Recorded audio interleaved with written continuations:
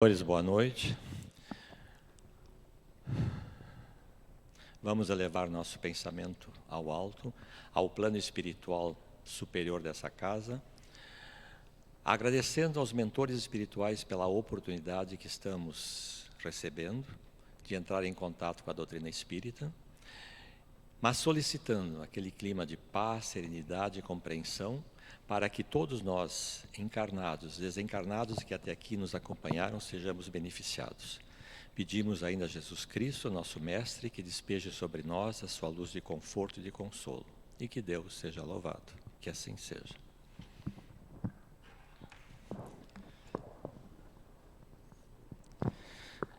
Senhores, hoje o assunto que nos cabe é uma relação de 3 matérias, todas correlacionadas entre si, apresentadas no livro Horizontes da Mente de Miramês, intitulados O Valor da Comunicação, Melancolia Destronada e Confidências. Vamos iniciar então pelo assunto o valor da comunicação. É interessante o que nos apresenta em Mateus 12, 34 e 35. Pois do que há em abundância no coração, disso fala a boca. O homem bom tira boas coisas do bom tesouro do seu coração, e o homem mau, do mau tesouro, tira coisas más. Notem que Jesus fala, disso fala a boca. Aqui Jesus nos dá uma ideia de que a comunicação interpessoal será sempre o resultado dos tesouros que nós nos esforçamos por conquistar. Mas Jesus nos faz um alerta adicional, no mesmo evangelista, Mateus 12, 36. Digo-vos que de toda palavra frívola que proferirem aos homens, dela darão conta no juízo final.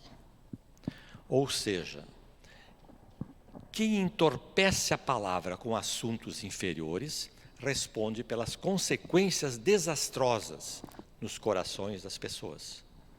Veremos mais tarde que isso é simplesmente uma aplicação da lei de ação e reação. Se o Evangelho já vem anunciando a responsabilidade que temos na comunicação com nossos semelhantes, é aconselhável estruturar a nossa palavra. Estruturar a nossa palavra naquele amor que também é caridade. Naquela caridade que também é perdão.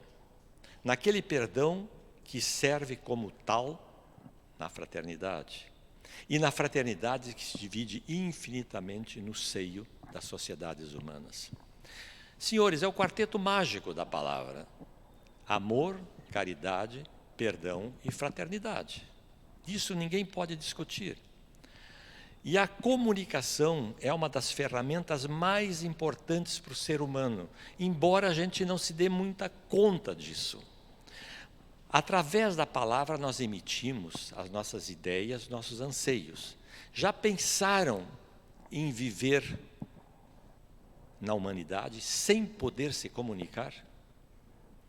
Não poderia haver ciência sem a troca de ideias. Não poderia existir filosofia sem conversação. Não poderia existir religião sem a palavra sagrada da palavra. Sem a função sagrada da palavra. Um marco importante, civilizatório na humanidade, é justamente a conquista da palavra articulada primeiro. Acredita-se que o homem começou a falar em 60 mil anos antes de Cristo. Entre o Homo sapiens e o Homo sapiens sapiens, 60 mil anos antes de Cristo.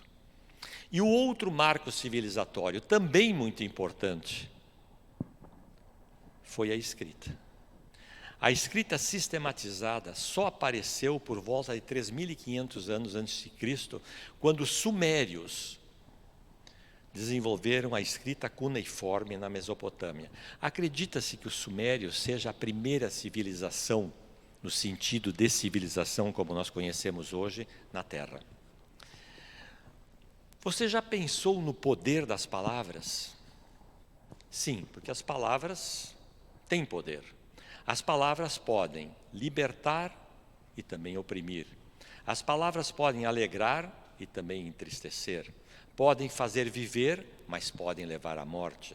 Podem aliviar e podem angustiar. Podem fazer rir e chorar. Podem incentivar e esmorecer. Podem amar e odiar. A humanidade já descobriu esse poder. As bibliotecas estão abarrotadas de publicações sobre esse assunto. Vejam alguns dos livros disponíveis sobre isso. A Palavra de Poder, de Omar Cherensky Lind. O Poder das Palavras, Sandra Maria Borba Pereira. As Palavras Têm Poder, Ministério Público de Pernambuco. O Poder das Palavras, de Robert Morris, é um livro muito conhecido.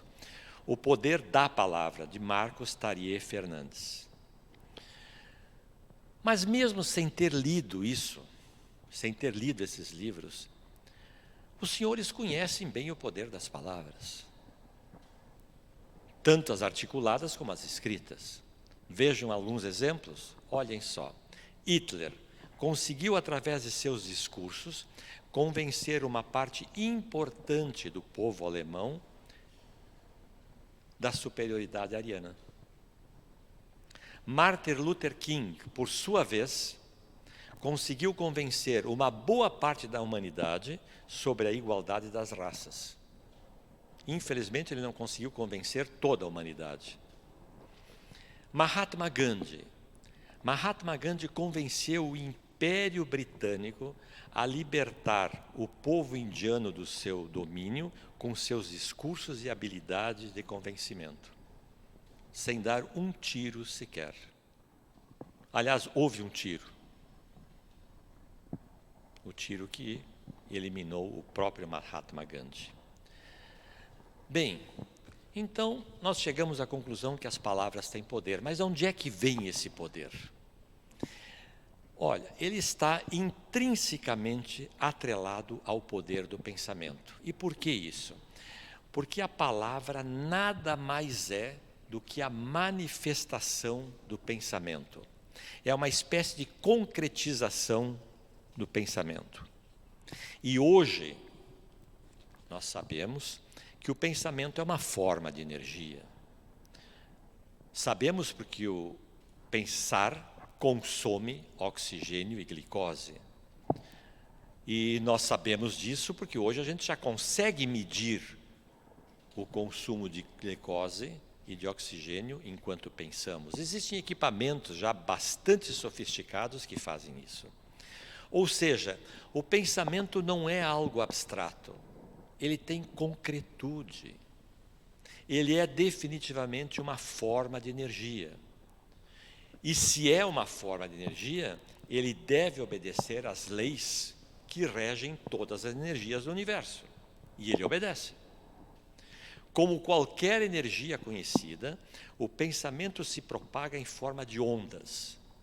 E essas ondas podem ser de alta, média ou baixa frequência. Isso já é de domínio científico.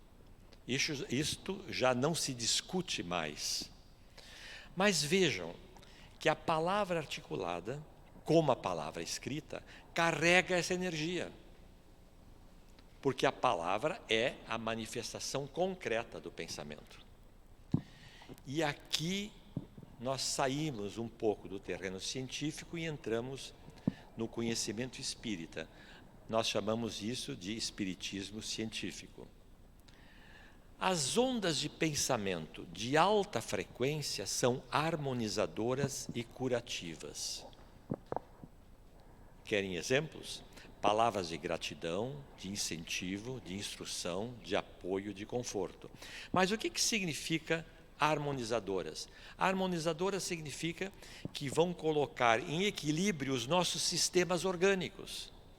E curativas, bem, a palavra já está dizendo, podem curar algumas disfunções orgânicas. Ondas de pensamento de baixa frequência são desarmonizadoras e deletérias. Querem um exemplo? Palavras de rancor, palavras de ódio, de ira, de inveja, de crítica, de boataria.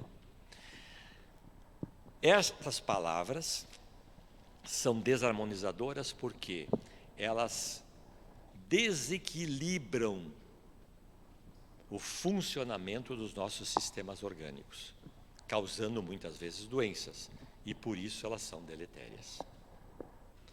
Voltamos então a Jesus. Digo-vos que de toda palavra frívola que proferirem aos homens, dela darão conta no dia do juízo.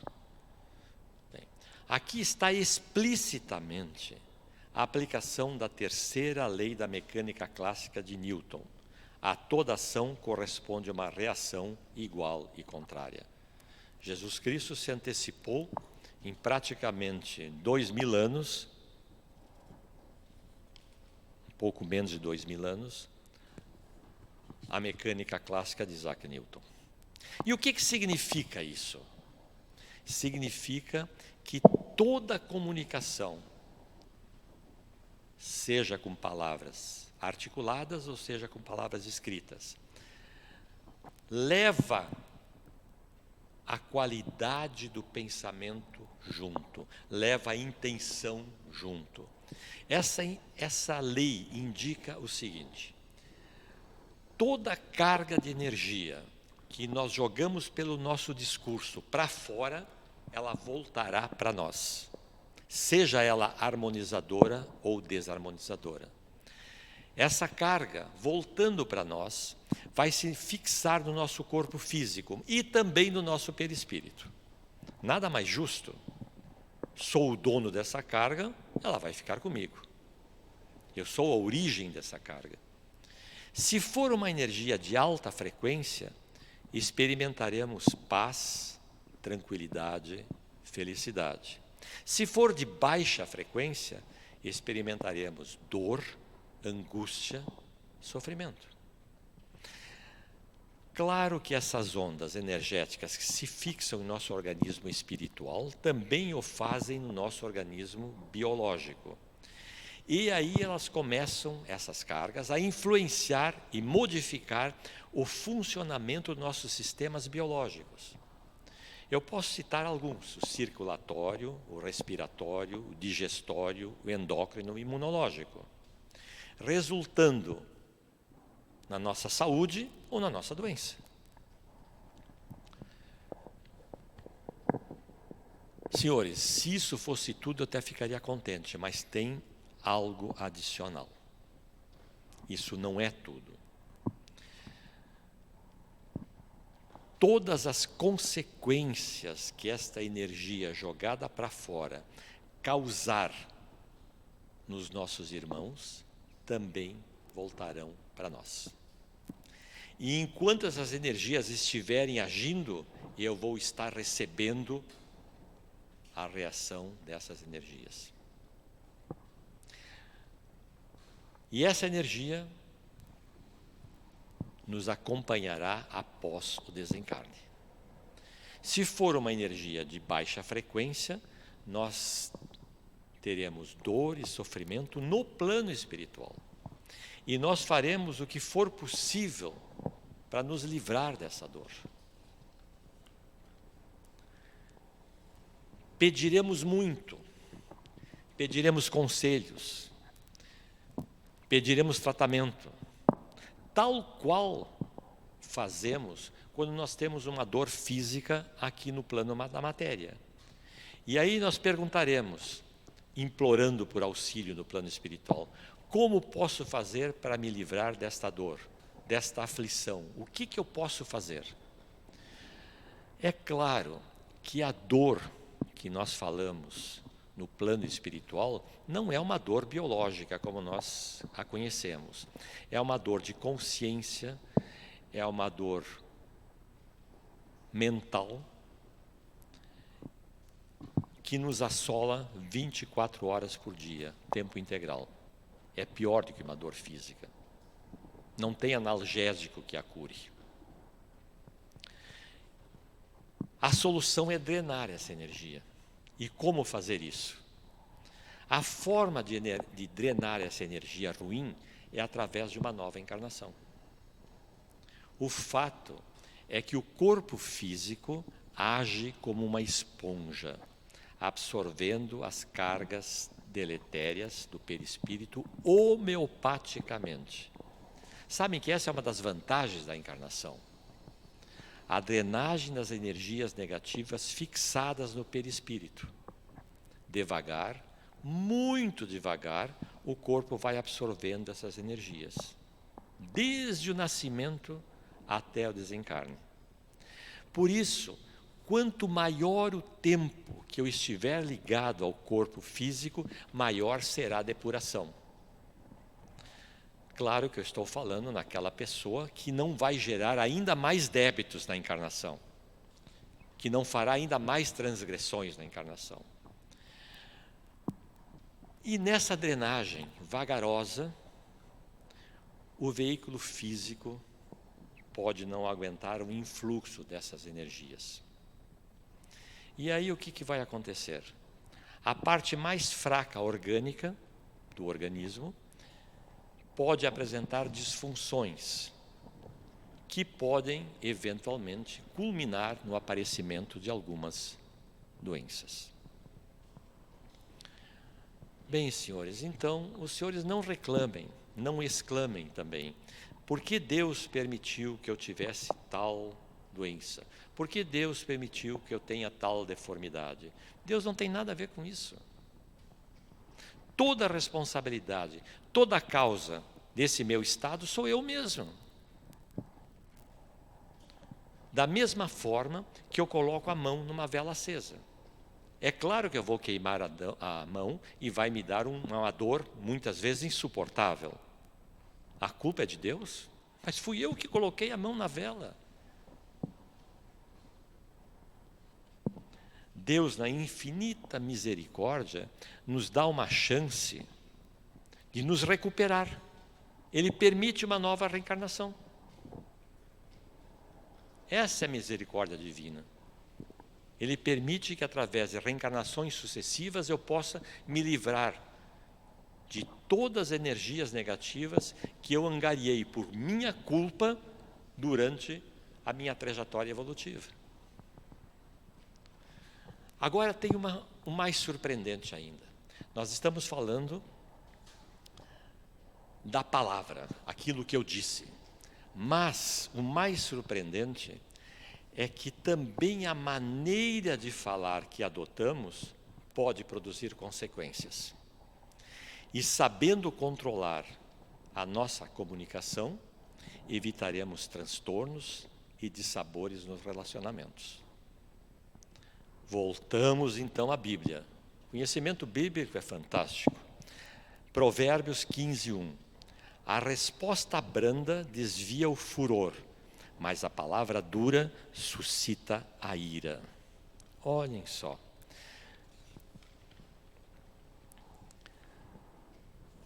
Quando alguém já está emocionalmente alterado, a maneira branda de falar irá reduzir o seu sentimento, irá aplacar o seu sentimento.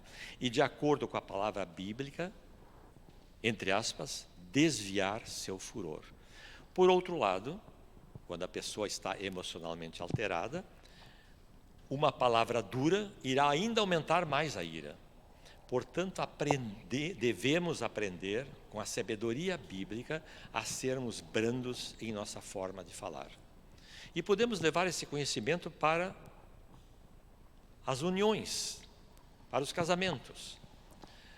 Muitos casamentos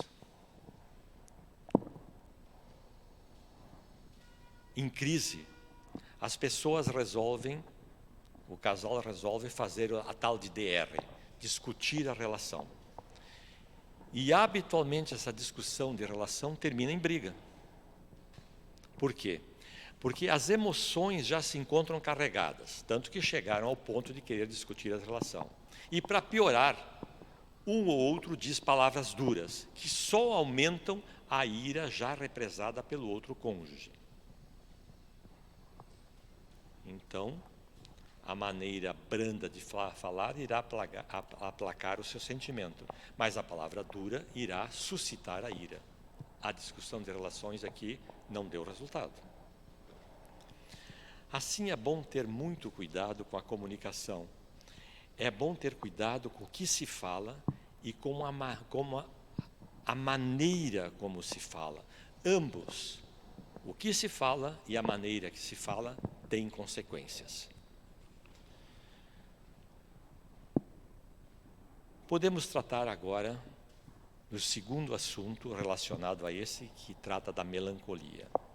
As emoções curam ou adoecem.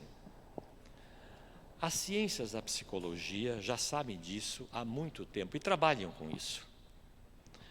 Trabalham com isso desde antes do Freud. Os profissionais ajudam as pessoas a administrar suas próprias emoções. Entretanto, o que a gente tem que saber é que a administração das emoções que alimentamos cabe sempre a nós, exclusivamente a nós. O terapeuta nos auxilia. O terapeuta pode ser considerado um facilitador, mas somos nós que vamos administrar as nossas emoções. Eles não fazem milagres. Eu gostaria até que fizesse milagres. Quando eu estou num estado de raiva, tomar um comprimido e ficar calmo. Quando eu estou com inveja, tomo um comprimido e termina com a inveja. Não existe isso. Eu tenho que administrar as emoções. As consequências pela não administração das emoções é o desencadeamento da nossa doença. Se nós administrarmos bem as emoções, colocarmos as emoções em equilíbrio, nós vamos ter a saúde. Senhores, emoções e sentimentos são coisas diferentes. É assim. Sentimento é algo que vem de dentro. Nós temos o sentimento de compaixão, por exemplo. Independente do que acontece em minha volta, eu tenho um sentimento de compaixão. E as emoções, o que são? Emoções são as reações que eu tenho a algo que acontece fora de mim. Por exemplo, eu tenho raiva porque alguma coisa aconteceu fora de mim que me estimulou a raiva. Eu tenho medo porque alguém me deu um susto. Então, as emoções é uma reação que eu tenho a algo que aconteceu fora de mim. O sentimento não. O sentimento independe daquilo que acontece fora de mim.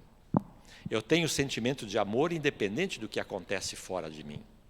Então, essa é a grande diferença entre emoções e sentimentos.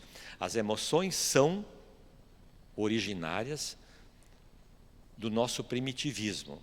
As emoções básicas são medo, afeto e ira. São as 3 emoções básicas que acompanham o ser humano e elas são, vamos dizer o seguinte, recebidas pelo nosso sistema límbico. O sentimento não tem nada a ver com o sistema límbico. O sentimento é algo puramente espiritual. Por certo, a nossa saúde colherá sempre os benefícios ou os malefícios colhidos pelas nossas emoções, valores e sentimentos. Não poderemos ter paz sem harmonia nas emoções. Esta é uma lei que a gente deveria entender. Se nós não administrarmos as nossas emoções, medo, afeto e ira e todos os seus filhotes, nós não teremos paz. Sua distonia das emoções, chega a provocar alterações nos nossos sistemas fisiológicos. André Luiz, em espírito, nos explica algo que serve para a nossa vida diária. Assim como o corpo físico, diz ele, assim como o corpo físico pode ingerir alimentos venenosos que lhe intoxicam os tecidos, também o organismo perispiritual absorve elementos que lhe degradam, com reflexo sobre as células materiais. Elementos que lhe degradam significam pensamentos, palavras e ações que prejudicam as outras pessoas. Claro que isso já é um avanço que está acontecendo nos meios científicos. A ciência, até pouco tempo atrás, considerava que todas as doenças do corpo físico sempre tinham uma causa material. Eram fungos, bactérias, vírus, protozoários, algumas disfunções orgânicas, etc. Só de algum tempo, e essas doenças quais eram? Bom, aí vocês podem pensar na tuberculose, podem pensar na paralisia infantil, podem pensar na pneumonia, podem pensar na varíola, etc. Mas, de um tempo para cá, já foi aceito pela medicina, inclusive, que algumas doenças são causadas por problemas mentais e problemas de comportamento, não de bactérias, vírus, fungos, protozoários, etc. E essas doenças recebem o nome de doenças psicossomáticas. Então, aí vocês têm síndrome do toque, distúrbio bipolar, esquizofrenia, paranoia, etc. Vamos ver o coração, por exemplo. O coração é o símbolo das emoções. Símbolo. E hoje a ciência vem mostrando, através de consideráveis pesquisas, estudos e evidências em laboratórios, como os sentimentos podem proteger ou piorar a saúde cardíaca. Muito cuidado, portanto, com o que estamos alimentando em nossa vida emocional. Querem um outro exemplo? Olhem só, 60% das pessoas têm no seu estômago uma bactéria chamada Helicobacter pylori. A colônia de Helicobacter pylori está devidamente cercada pelo nosso sistema imunológico. Se uma daquelas bactérias sair do cercadinho, as células de defesa a eliminam. Então elas ficam lá paradinhas. Mas se a pessoa mantiver por muito tempo um estado emocional de raiva, por exemplo, rancor, o sistema de defesa fica desatento. E Helicobacter pylori percebe isso e sai do cercadinho e faz uma festa rave no seu estômago. Momento seguinte, aparece uma úlcera. Exatamente o que os médicos dizem, doença psicossomática. O que causou a doença? As bactérias. Não. Foi o fato, realmente foram as bactérias, mas foi o fato de eu manter a raiva há muito tempo, é que tirou a atenção do meu sistema imunológico e as bactérias atacavam. Se não fosse a minha raiva, o meu rancor, nada aconteceria. Em qualquer dos estudos dos estados depressivos, a gente enfrenta um problema. E nós não vamos enfrentar esse problema aqui, mas eu vou colocar o problema. A dificuldade que se tem de consenso na definição do que seja depressão e do que seja melancolia. Corriqueiramente, as duas expressões se confundem, mas são diferentes. Melancolia é o termo mais antigo utilizado para a descrição de humores tristes. Nós não vamos comprar essa briga que existe entre os cientistas, mas nós temos que diferenciar para o nosso estudo duas situações. O que é tristeza profunda com causa desconhecida e tristeza profunda sem causa desconhecida. Eu tenho uma tristeza profunda porque o meu filho foi para a Noruega fazer um curso de 7 anos. Bem, é uma causa conhecida. Meu filho foi para lá, vou ficar 7 anos sem ver meu filho. Agora, quando meu filho voltar, essa tristeza profunda desaparece. Tá ok? Agora eu posso ter uma tristeza profunda sem causa conhecida. Eu fico triste profundamente porque o meu time perdeu o Grenal.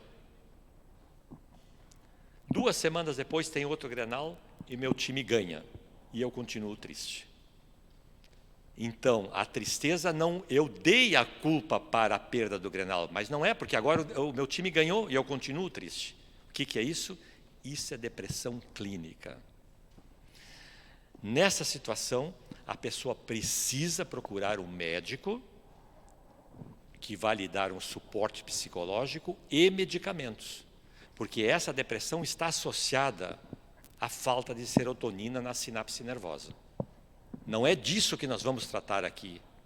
Isso que tem que ficar bem claro. Não é disto que nós falamos aqui, em melancolia, em estado de humor triste. O que trataremos aqui é simplesmente o estado de humor triste.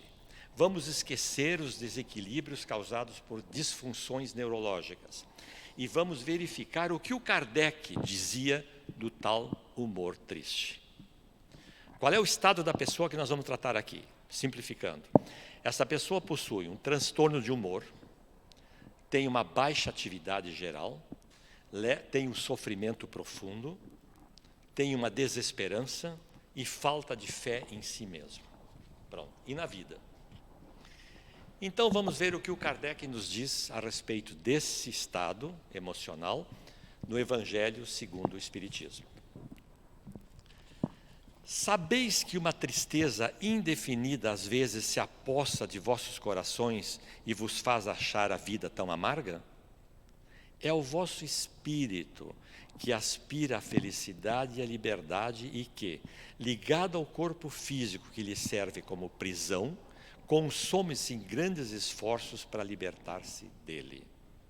Porém, vendo que esses esforços são inúteis, cai em desânimo. E como o corpo sofre essa influência, a falta de energia, o abatimento e uma espécie de apatia se apoderam de vós, fazendo com que vos acheis infelizes.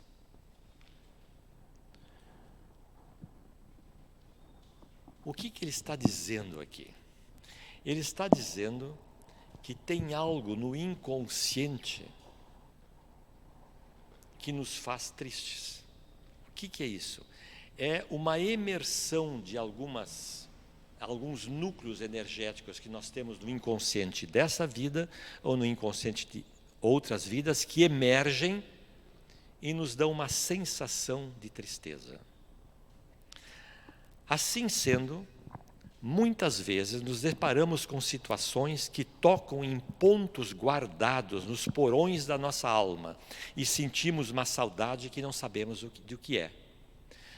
Aqui a gente precisa explicar o seguinte: porões da alma são o inconsciente passado, aliás, o inconsciente presente, que é o inconsciente dessa vida, que guarda todas as lembranças e memórias que nós tivemos nessa vida, e no inconsciente passado, que guarda todas as lembranças, memórias, sentimentos, emoções das nossas vidas passadas. E quando algo emerge do inconsciente, muitas vezes, isso que emerge, a maior parte das vezes, quando emerge uma emoção dessas, ela é captada pelo nosso sistema límbico. Se vocês quiserem saber onde é que está o sistema límbico, coloquem a ponta da língua na parte mais de trás do céu da boca e vocês estarão a alguns milímetros do hipotálamo. Pois bem, o tálamo, que pertence à estrutura do sistema límbico do hipotálamo, ele é a secretária eletrônica do cérebro. E esse hipotálamo não leva essas emoções para o córtex. Então nós só sentimos, não sabemos o porquê. Se levasse para o córtex, nós saberíamos o porquê que essas emoções estão ocorrendo. Normalmente não acontece isso, nós não temos essa capacidade de rememorar essas coisas que aconteceram no passado, mas temos a capacidade de sentir porque o sistema límbico capta essas emoções. Isso faz parte da nossa estrutura psicológica, isto é assim. Ou ainda, nós sentimos uma vaga tristeza, um humor triste, uma melancolia, uma saudade de algo desconhecido, uma saudade de que a gente não sabe de que é essa saudade. Esse é o humor triste. E aí, fatos, situações, pessoas, música, perfume, são indutores dessas incursões inconscientes ao passado. É como se a gente fizesse uma viagem ao passado, recebesse aquelas emoções e trouxesse ao presente. São os gatilhos que nos levam a sentir as mesmas emoções que sentimos no passado. Ora, muitos dos senhores já sentiram alguma coisa nessa vida mesmo. Quando ouvem uma certa música, imediatamente lembram da primeira namorada, do primeiro namorado. O que é isso? O nosso é um gatilho que nos levou ao passado, quando nós tínhamos a primeira namorada e o primeiro namorado.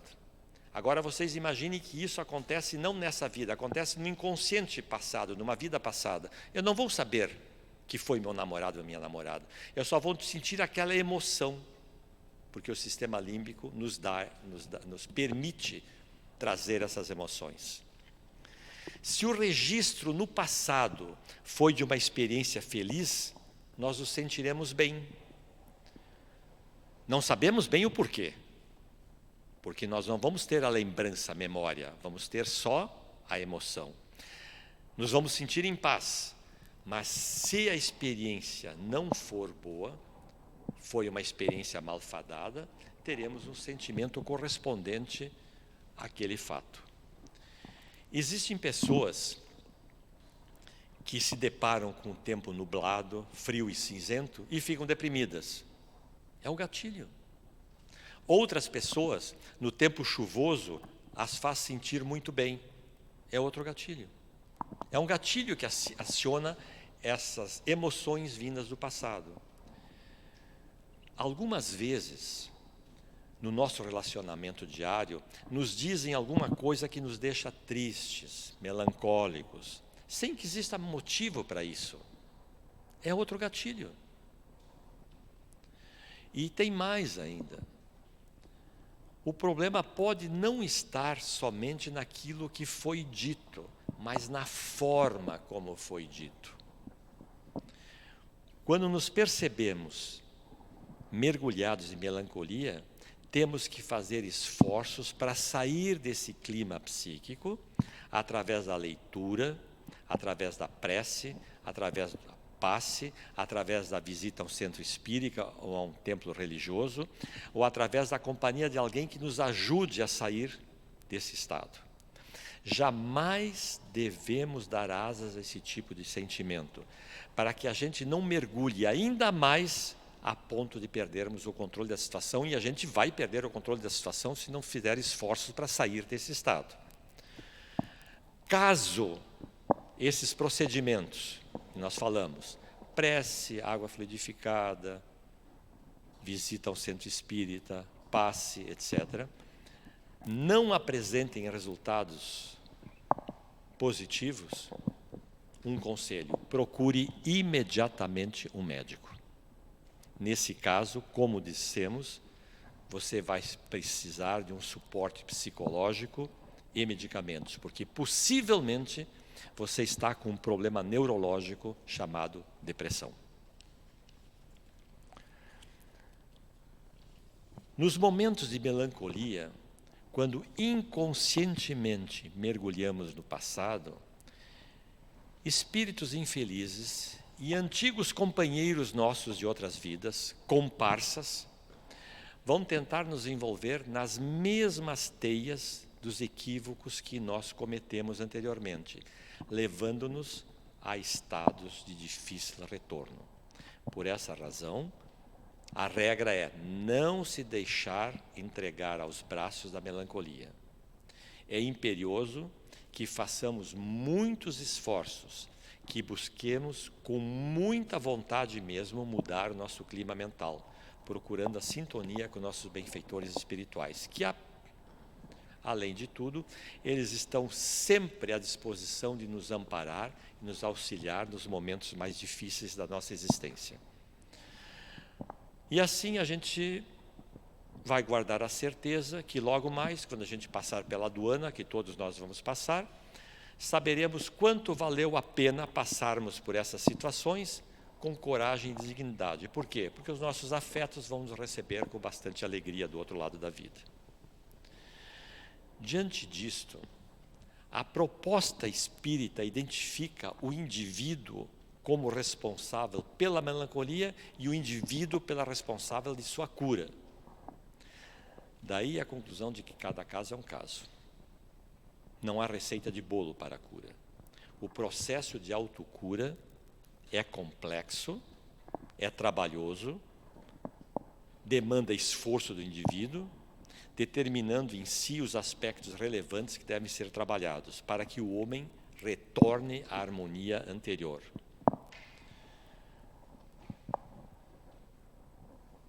Primeiro passo, conheça-te a ti mesmo. Voltamos à Grécia Antiga. O doente geralmente é triste, mas muito sensível. É fácil um terapeuta mudar as ideias desse paciente em poucos minutos, mas é exatamente isso que os profissionais fazem. O clínico poderá aliviar a mente do paciente pela fala, pelo convencimento, pelas sugestões e até, se for possível, pela imposição das mãos. Mas não é o clínico que vai nos curar. Ele é só um facilitador. A cura pertence só a nós. Bem, agora nós podemos entrar no último capítulo dessa trilogia, falando sobre as confidências. Constantemente, no dia a dia, encontramos companheiros de jornada que nos trazem as mensagens mais diversas. Não raro, essas mensagens são de queixas, são de críticas, são de reclamações, são de dificuldades, de cansaço, problemas na família, problemas no trabalho, problemas de saúde, e assim vai. É comum essas pessoas culparem os outros pelos seus infortúnios. Aliás, essa é uma tendência da raça humana, sempre culpar os outros pelo que está te acontecendo. Às vezes, alguns até lamentam suas próprias decisões, que trouxeram consequências desastrosas. E a desesperança, muitas vezes, toma conta dessas criaturas. Mas muitos conseguem engajar seus ouvintes em discussões, acusações e intrigas. E essas acusações, intrigas e discussões despendem, gastam muita energia. Energia esta que os companheiros do plano espiritual, mal preparados, buscam se alimentar e se grudam nessa pessoa. É um personal obsessor.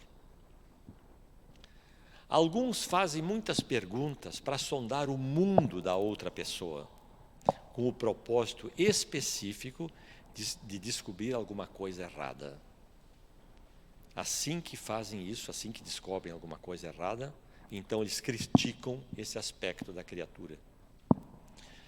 Outros contam histórias terríveis que já aconteceram com ele, insinuando sempre que os outros são os responsáveis pela sua desgraça. Aí ele chega a dizer: se eu contar a minha vida para um carroceiro, até o cavalo vai chorar. Há aqueles que ameaçam as pessoas, tentando envolver as pessoas na sua agressividade.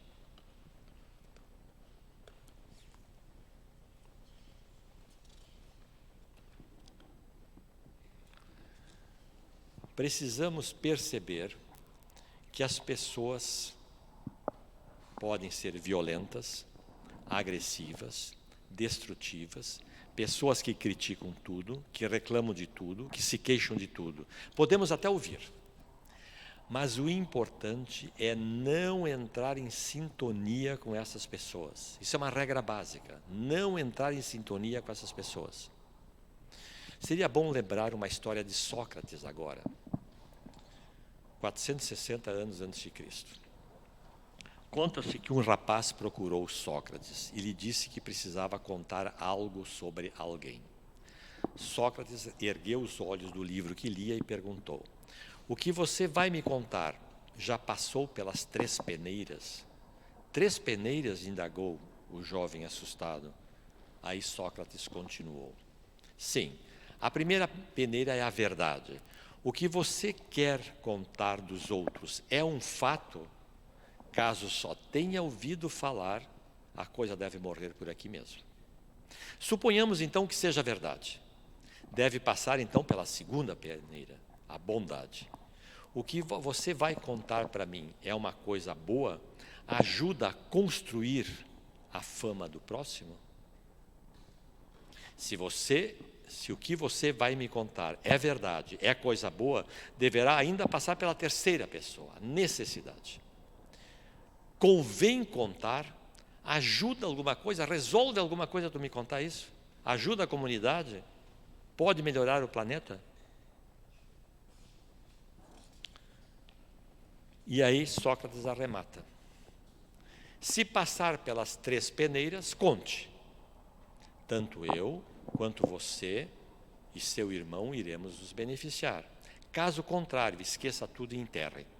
Será uma intriga a menos para envenenar o ambiente e fomentar a discórdia entre os irmãos. Devemos ser sempre a estação terminal de qualquer comentário infeliz. Nós poderíamos aqui até parafrasear o rei da Espanha: por que não te calas? A doutrina espírita nos ensina, entretanto, que deveremos ir um pouco adiante do que pensava Sócrates. Nos ensina que devemos ouvir. Saber ouvir é uma arte. E por essa razão mesmo é preciso examinar aquilo que se ouve. Passar o que se ouve pelo crivo da razão e do bom senso. É como um alimento que ingerimos. É necessário selecionar o alimento. Mas tal arte não se restringe somente ao proveito próprio. Aí está a grande contribuição da doutrina espírita. Ouvir se transforma em caridade quando a gente se dispõe num atendimento fraterno. Ouvir as amarguras e as aflições dos que estão angustiados, dos que se acham combalidos num vazio existencial, naqueles que carregam remorsos e arrependimentos, ouvir aqueles que se envergonham de si mesmos, daqueles que não se creem merecedores de nada. A verdade é que, às vezes, nem sempre, mas às vezes, a confidência desatrela ideias equivocadas que alimentamos há muito tempo. E a aproximação de alguém que fala conosco, com calma, com interesse, com fraternidade, induz a nossa razão a abrir um caminho novo para a gente seguir. Mas não é exatamente isso que um terapeuta faz, é isso. O terapeuta fomenta a pessoa a falar para que ele possa ouvir. Ele ouve, racionaliza o que ouve e entrega para o paciente a possibilidade de um novo recomeço. Mas é o paciente que tem que recomeçar. Senhores, extensos e dolorosos são os dramas alheios. Quem se dispõe a ouvir, buscando entender o outro nas suas histórias, especialmente aquelas histórias de conflitos e desajustes, tanto dessa como de outras encarnações, abre espaços para receber inspirações do alto. Ouvindo alguém com paciência, com atenção, com amor, pode até dissuadir a ideia de suicídio da pessoa, devolvendo a ele a esperança e oferecendo um pouco de paz. É uma obra grandiosa essa. Por outro lado, vejam só a responsabilidade dos escritores, dos repórteres, dos dirigentes religiosos, dos políticos, dos chefes de indústrias, que podem fermentar todos os dias turbilhões de estímulos, capazes de fazer as criaturas convergir para a paz, como para botar fogo no seu íntimo. Serão todos corresponsáveis pelas consequências que causaram através de suas palavras discursos e conselhos. Pensem bem nisso. A nossa responsabilidade na palavra. Senhores, essa foi a mensagem da noite de hoje. Obrigado. Vamos agora elevar nosso pensamento ao plano astral mais uma vez, agradecendo aos mentores pela oportunidade de entrar em contato com a doutrina espírita, agradecendo pelo clima de paz, serenidade, entendimento, compreensão que nos foi ofertado, e pedimos agora a Jesus Cristo, nosso Mestre, o médico da terra, o condutor das almas, que despeje, até em acréscimo de merecimento, a todos nós e nossos familiares, a sua luz de conforto e de consolo. E que Deus seja louvado. Que assim seja.